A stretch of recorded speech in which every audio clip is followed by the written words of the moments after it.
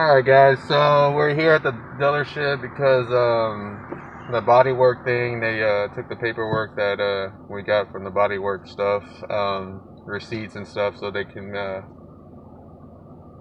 make copies of them and show that we did get all that replaced and all that. But the car is making that ticking sound again, and it's probably the same thing. And there's been like a jerking when you let go of the gas or even press the brake. So I'm gonna make the video as best as I can for y'all, but the angle of it might not be so hot, so they're gonna have a maintenance guy jump in the back to feel what we're talking about, so that way he knows what to figure out. So continue this video in a little bit. Sorry, we thought that y'all drive it, and he told us that it was us. Oh, yeah. I had no idea.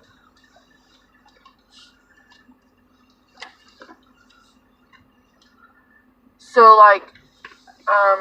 what I'm explaining to Kevin is I'll let off the gas, and when it downshifts, it jerks you forward.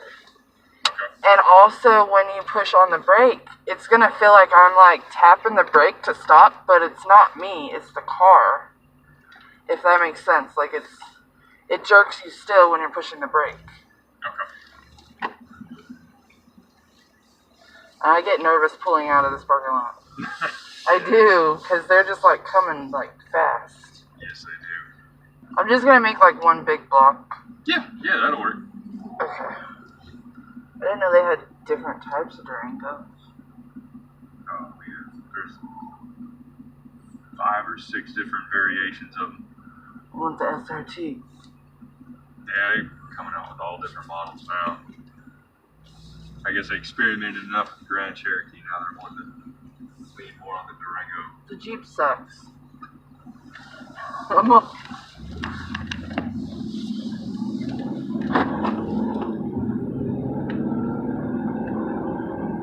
I hope it does it, because it only did it 3 times on the way here. I'm gonna go to the next light.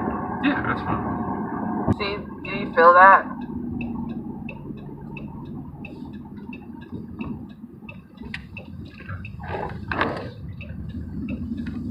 Is it just in that particular gear you feel it, or? No. When I let off the gas, it does that too. But it actually jerks you. You'll feel it when it happens, more when I take it off the gas. I know I'm not tripping on it because we've had this car for 3 years. Yeah, I need to talk to the original tech to see if things work. I don't know if he reset basically the PCM after he did the cam and lifters. If he did, then transmission has to go back to a relearn process. During that relearn process, it can have kind of missed shifts or delay in shifts as the transmission is trying to relearn the shift points adapted to your driving. Okay. I wasn't sure if it was the timing, because they said they had to take all that off. Oh no, the timing, if that camshaft is so sensitive, it would set a P code as soon as you start it. Okay. For the timing. Yeah, I mean, 9 times out of 10, anytime we do severe engine work or transmission work, I always have the guys go in and reset any adaptives, reset any fuel trim levels. And what that will do is it'll engage a relearn in the system that puts it back to a factory you just bought it type of programming. And then it's going to relearn and readapt to how you drive your type of shift points. So if you're on the pedal type of driver, or if you're really slow on the gas, it'll adapt. So all these kind of transmission points are relearning on how to engage, the firmness it needs to engage, how quick it needs to shift. So we can, I could have the original tech pull it in, and we can pull up all the shift patterns, and we can look at the CVIs, see when we're shifting, how fast, make sure we're still on target with factory specs for the shift points.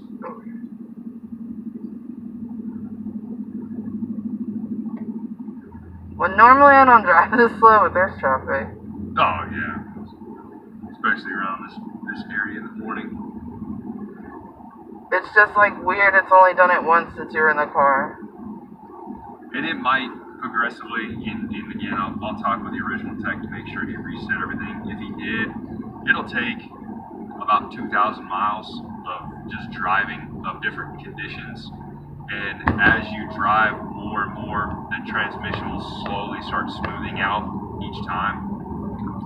And all that's doing is it's adapting to your driving little by little.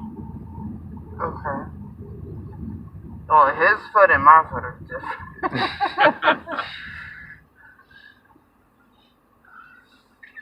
Yeah, especially during the relearn process, if you have, two really different style drivings, it's trying to learn one, and then, someone else gets in it, and then all of a sudden it's like, whoa, I was anticipating to do this, Right. and now I'm doing this. So You're then looking- you get that bump, kind of lag feeling. Gotcha. They just haven't gotten its actual set parameters yet in the system.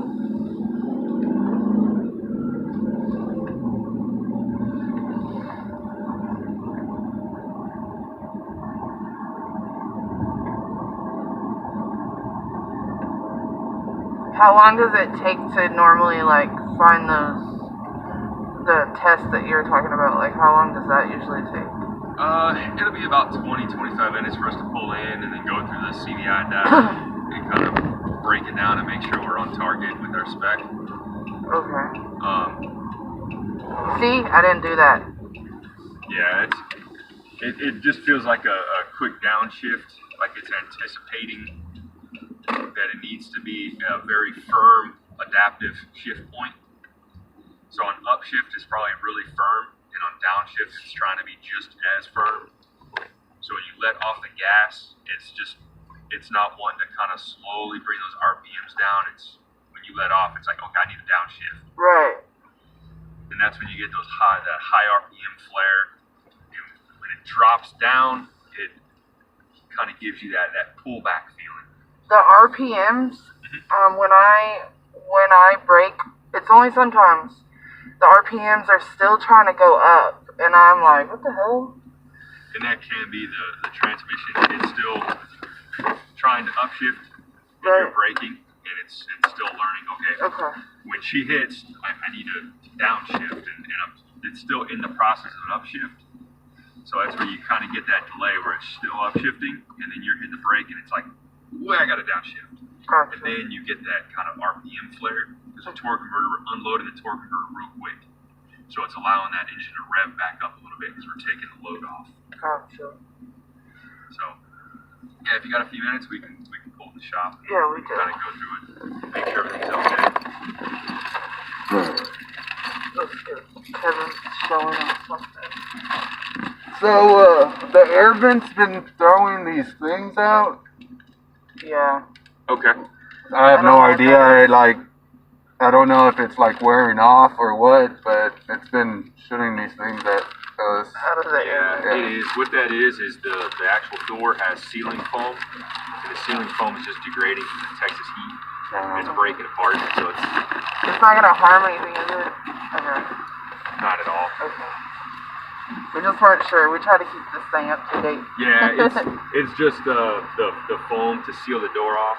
Because it's all plastic, so in between, to seal off as much air as possible, they use a little piece of tape foam. And that tape foam's about that tall. And when it compresses down, it kind of squishes off to the sides and just breaks off. Gotcha.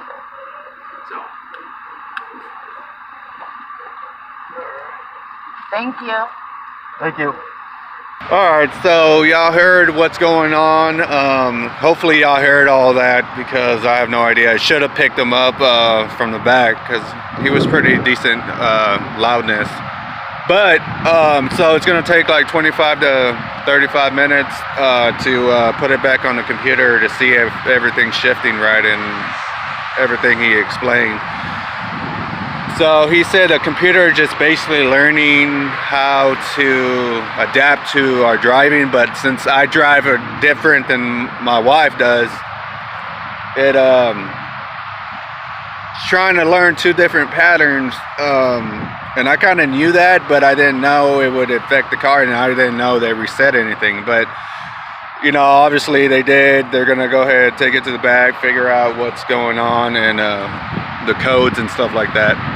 I'm wearing my work shirt because I wasn't sure how long it was gonna take, so I wanted to be ready. That way we could just leave here, go there if it's time for me to go to work at 12. I'm gonna go ahead and show y'all this Challenger and continue this video a little bit.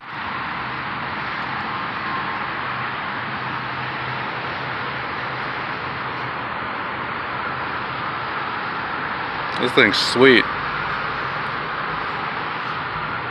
I like the color a lot. I wonder how much it is. I don't see a price tag. Got the 50 on there.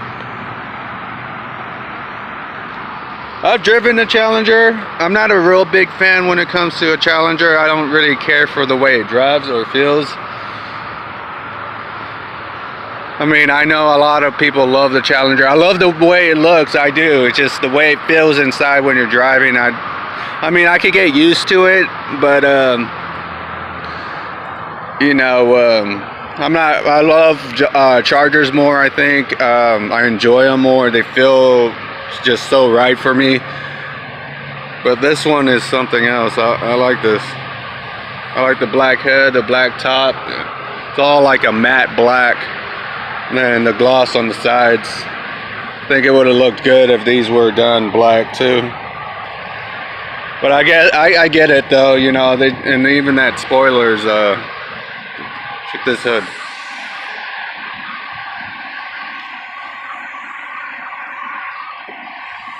See if there's a price tag on it. 38.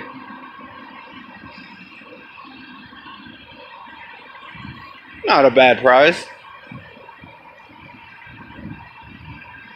They could upgrade those wheels. But yeah, so I will keep y'all updated what's going on and what they say.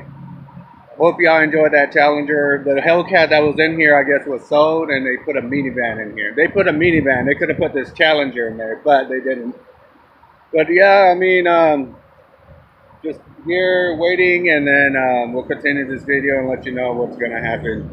And the body work, they looked at it, you know, the other day. The body guy looked at it today, but we're gonna have to reschedule that for to get all done and stuff like that.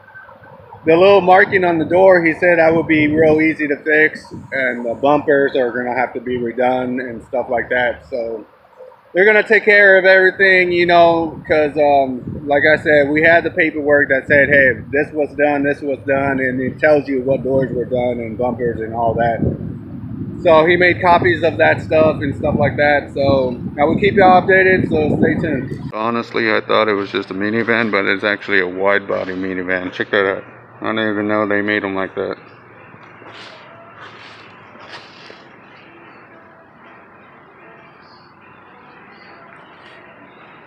Pretty cool. I've never seen. I had no idea they had one that was a wide body. Too bad it's not the SRT. That would have been cool. Or even if they make one. Gift shop. Parts.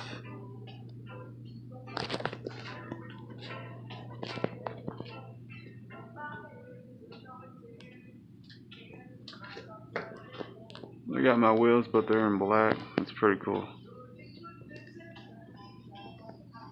Wonder what the price is. Doesn't have one.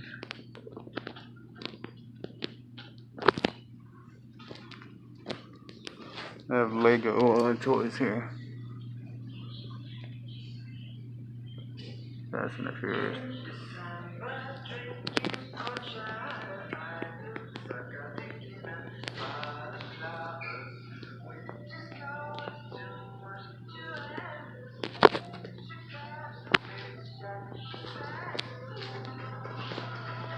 Shirts, tires. I like these bags. I might have to get one of these at some point. They're like $60.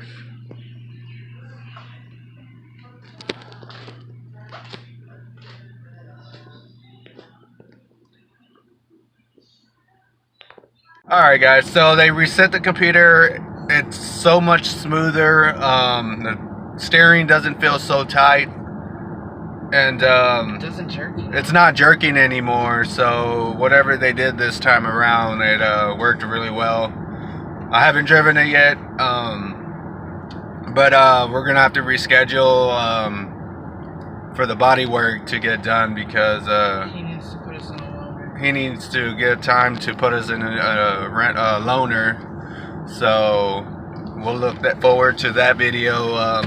It sucks what happens to the car sometimes, but at the same time I really don't get upset about it because one, it gets taken care of, and two, it makes a video for y'all. So, you know, I can't really get too upset about it. So it gives y'all something to watch, especially the way I've been working and haven't really had time to do the whole video thing. But anyway, I hope y'all enjoyed the video and enjoyed that Challenger. I thought it was really cool.